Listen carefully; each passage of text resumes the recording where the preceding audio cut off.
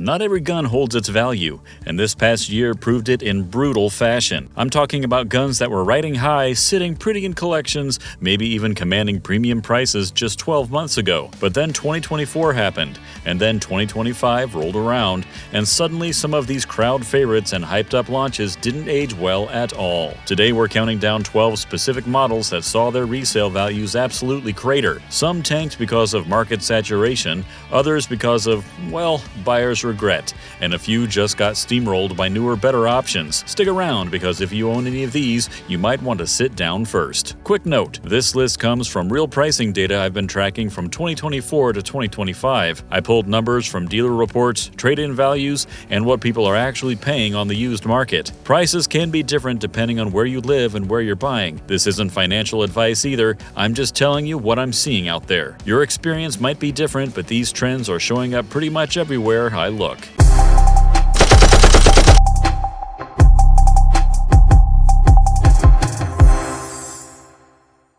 Number 12. Browning Satori. This over-under shotgun used to be the king of clay shooting. Hunters loved them, competitive shooters swore by them, and they kept their value like nothing else. Going into 2024, older models are still bringing good money on the used market. These weren't just tools, they were investments that happened to shoot really well. Then everything changed. The shooting sports crowd that had been keeping premium shotgun prices high suddenly had other things to worry about. Economic uncertainty hit hard, and people stopped spending big money on fancy sporting guns. The Satori got caught right in the middle of this mess. Over-under shotgun sales dropped more than 4% in just the first quarter of 2025. That might not sound like much, but in a small market like sporting clays, that's devastating. What really hurt was all the trade-in flooding the market. Longtime shooters who'd been holding onto their guns for years decided it was time to sell. The market got overwhelmed with nice examples, and prices just collapsed. Now you can find clean models going for way less than they were worth 18 months ago. Great for buyers, brutal for sellers. Number 11. Remington 870 Wingmaster. This pump action is supposed to be indestructible. 11 million sold worldwide, and it defined what a pump shotgun should be for generations of hunters and home defenders. But even legends can fall hard, and fall hard it did in 2024. The gun itself wasn't the problem, it was everything around it. Pump action shotguns got hammered across the board, with sales dropping over 9%. But the 870 had it even worse because there were just so many of them out there. Every gun store in the country has a rack of used 870s. Every online marketplace is flooded with them. When you have way more supply than demand, prices crash fast. The Wingmaster models that used to cost more because of their better fit and finish, they're now selling for barely more than the basic Express versions. Dealers are practically giving them away on trade-ins because they can't move them. The crazy part is these are genuinely excellent guns. They'll run forever, never let you down, and do whatever you need them to do. But the market doesn't care about excellence when there's an endless supply of it. Recovery looks pretty grim from here, unless pump shotguns somehow become trendy again, or Remington cuts way back on production. These prices are probably staying low for a long time. Number 10. Remington 7600. This pump rifle lived in a weird space in the gun world. Not quite a lever action, not quite a semi-auto, but popular enough in certain hunting circles to keep steady demand going. That demand just disappeared in 2024. Pump rifles were already fighting an uphill battle against more modern designs, and this one found itself on the wrong side of the market trends. The problem is pretty simple. Pump rifles don't really give you any advantages over actions anymore. They're slower than semi-autos, not as smooth as lever actions, and don't have the precision reputation of bolt actions. When the overall rifle market shrunk by over 12%, niche guns like this got hit first and hardest. Hunters who might have considered one as a backup decided to stick with what they knew. New shooters just ignored them completely. The used market got flooded with older models that had been sitting in safes for years. Owners finally decided to cash out, and the market couldn't handle all of them at once. Now you can find clean examples going for way less than they were worth just 2 years ago. It's a decent gun that just happened to be in the wrong place at the wrong time. Unless pump rifles make some kind of comeback, which seems pretty unlikely, this one's probably staying in the bargain bin for a while. Number 9. Marlin 1895. This lever action was riding high for a while there. Big bore lever guns were having their moment, and this one was right in the center of all that excitement. Then reality hit, and the market got really complicated really fast. The first problem was quality control. Some batches had issues that hurt the brand's reputation just when it was trying to cash in on renewed interest in lever actions. People who'd paid good money for new ones found themselves dealing with problems that older Marlins never had. The second problem was competition from within. Ruger's takeover of the Marlin line created uncertainty about which models would stick around and which would get updated. Suddenly, buying an old one felt like taking a risk. Then came market normalization.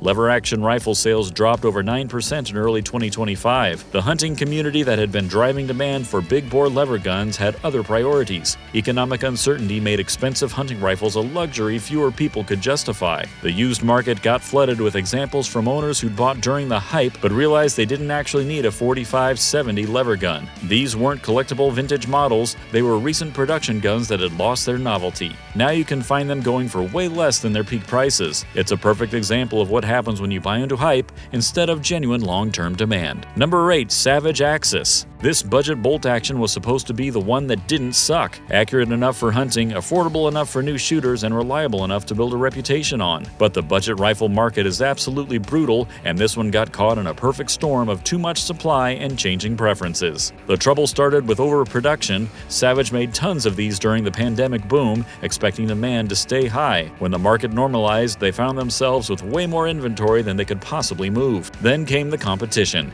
Every manufacturer has a budget bolt action now, and many offer features this one lacks. Ruger's American line, Tikka's T3X Lite, even Remington's updated offerings start looking way more attractive. The used market got absolutely flooded. New shooters who'd bought during the pandemic decided to upgrade to something with more features. Hunters who'd picked one up as a backup decided they didn't need it after all. Bolt-action rifle sales dropped 12% across the board, but budget models took the hardest hit. When people are being picky about their purchases, they tend to either go really cheap or skip the budget tier completely and buy something nicer. Now you can find used examples going for way less than they were worth just 18 months ago. It's a solid rifle for the money, but the market has definitely moved on. Number 7. Ruger P95. This pistol is a workhorse from a different time. Built like a tank, priced fairly, and reliable enough to earn respect from cops and civilians alike. But the pistol market left it behind completely, and 2024 was the year that became painfully obvious. This gun belongs to Ruger's P Series, which represented solid engineering but really outdated design thinking. No optics cut, limited modularity, and ergonomics that feel clunky compared to modern striker-fired pistols. When the market shifted towards optics-ready everything, this one became instantly obsolete. Consumers started trading in their old Rugers for newer models with features this gun simply couldn't offer. Ruger's own success worked against this pistol. The company's new products, like the American pistol and various striker-fired models, made this one look ancient by comparison. Why buy a used one when you could get a new Ruger with modern features for not much more money? The used market got flooded with examples from owners who wanted to upgrade to something more contemporary. These weren't collectible vintage pistols, they were dated designs that had been replaced by better options. Semi-automatic handgun sales dropped over 7%, but older models suffered much steeper declines. The market became increasingly unforgiving toward pistols that couldn't adapt to modern expectations. Now you can find them going for way less than they were worth just 2 years ago. Although the market has shifted to pistols with additional features and improved ergonomics, these weapons are still operational. We still have 6 more guns to cover who lost their value in 2025. Before we move on to the next gun, please hit the like button if you loved watching so far. This works as a motivation to bring more relevant industry updates for you. Now let us get back to the video. Number 6. Sig Sauer P250. This pistol was supposed to be revolutionary. Modular design, interchangeable everything, and the engineering excellence Sig was known for. Instead, it became a perfect example of being too early to the party. The modular concept was ahead of its time, but the execution had real problems. The trigger was mediocre, the ergonomics were awkward, and the whole system felt way too complicated for what it actually offered. Then Sig released the P320, which took the modular concept and did it right. Suddenly, this gun looked like a rough draft rather than a finished product. The P320 became hugely popular, while this one got quietly pushed aside. The market reinforced this dynamic brutally. Consumers who'd bought into the modular promise found themselves wanting to upgrade to the P320 or other modern striker-fired pistols. This gun became a trade-in special rather than something people actually wanted to buy. When the handgun market contracted, older models got hit first. Buyers who were being selective about their purchases had no reason to choose this over more modern alternatives. The used market got flooded with examples from owners who wanted to upgrade to something more contemporary. These weren't rare collectibles, they were outdated designs that had been replaced by better options from the same manufacturer. They are currently selling for far less than they were a few years ago. It serves as a reminder that being the best isn't always the first. Number 5. Glock 43. This subcompact was a game changer when it launched, finally a single-stack 9mm from the most trusted name in pistols. But the subcompact market moves incredibly fast, and this one got left behind by its own success. The problem wasn't the gun itself, it was that Glock and everyone else kept improving on the formula. The 43X offered more capacity in nearly the same size. The 48 provided even more capacity with barely any size penalty. Suddenly, the original felt really limited. Then came the optics revolution. Red dots on pistols went from novelty to necessity practically overnight. This gun had no optics cut, no MOS version, and no easy way to add a red dot without expensive modification. The market responded predictably. Consumers started trading in their examples for 43X MOS models or other optics-ready subcompacts. The used market got flooded with perfectly functional guns that suddenly felt outdated. When semi-automatic handgun sales dropped over 7%, older models without modern features took the hardest hit. This gun became a victim of its own manufacturer's innovation. The sheer volume and circulation made the problem worse. Glock made tons of these pistols, and when a big percentage of owners decided to upgrade at the same time, the used market couldn't absorb them all. Now you can find them going for way less than they were worth when they were the hot new thing. It's a solid pistol, but the market has moved on to options that offer more features and versatility. Number 4. Heritage Rough Rider. This revolver was the gateway drug to cowboy shooting. Affordable, fun, and just accurate enough to be entertaining. But the revolver market turned absolutely brutal in 2024, and budget options got crushed. The first problem was market saturation. Heritage made tons of these during the pandemic boom, and they flooded the market with cheap 22 single actions. When demand normalized, there were simply way too many of them. The second problem was the broader revolver decline. Revolver sales dropped over 20% in early 2025, the worst performance of any handgun category. Consumers increasingly preferred higher capacity semi-autos, and even traditional revolver buyers were being way more selective. This revolver got caught in the crossfire. It was never a premium product, but it had found a niche with new shooters and cowboy action competitors. When those markets contracted, it had nowhere to go. The used market got flooded with examples from owners who'd bought them on impulse but rarely shot them. These weren't collectible Colts or Smith & Wessons, they were budget revolvers that had served their purpose and were now expendable. The decline was particularly brutal because this gun was already priced aggressively when new. When used examples started selling for way less than new ones, it created a race to the bottom that benefited no one except bargain hunters. Now you can find them going for way less than they were worth just 18 months ago. They're still functional and fun, but the market has definitely moved on. Number 3. Smith & Wesson M&P Shield. This handgun was popular for concealed carry, slim, dependable, and from a well-known manufacturer. However, the market for concealed carry is fiercely competitive, and this design was surpassed by more recent models. The problem started with capacity. The single-stack design limited it to a relatively low capacity, and competitors started offering higher capacity in smaller-sized packages. The SIG P365 revolution showed that you could have both, small size and respectable capacity.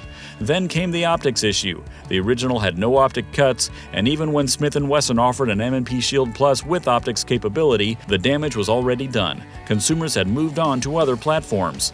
The market responded predictably. Owners started trading up to higher capacity, optics-ready alternatives. The used market got flooded with perfectly functional examples that suddenly felt outdated. When semi-automatic handgun sales dropped over 7%, older designs without modern features took the hardest hit. This gun became a victim of rapid innovation in the concealed carry space. The sheer volume and circulation made the problem worse, and when a big percentage of owners decided to upgrade at the same time, the used market couldn't absorb them all. Now you can find them going for way less than they were worth when they dominated the concealed carry market. It's still a solid pistol, but the market has moved on to options that offer more features and capacity. Number 2. Ruger AR-556. This rifle was supposed to be the everyman's AR-15, reliable, affordable, and backed by Ruger's reputation for quality. But the AR-15 market is absolutely brutal, and this one got caught in multiple problems at the same time. The first problem was political. The election of pro-gun president eliminated the fear-based buying that had been driving AR-15 sales. Suddenly there was no urgency to buy, and prices started falling across the board. The second problem was market saturation. Every manufacturer makes an AR-15 now, and many offer features this one lacks. Direct impingement systems, better triggers, more modularity. The competition got fierce while this one remained pretty basic. The third problem was state-level legislation. Assault weapon bans in multiple states made AR-15s illegal to sell in those markets, breaking up demand and creating weird regional price differences.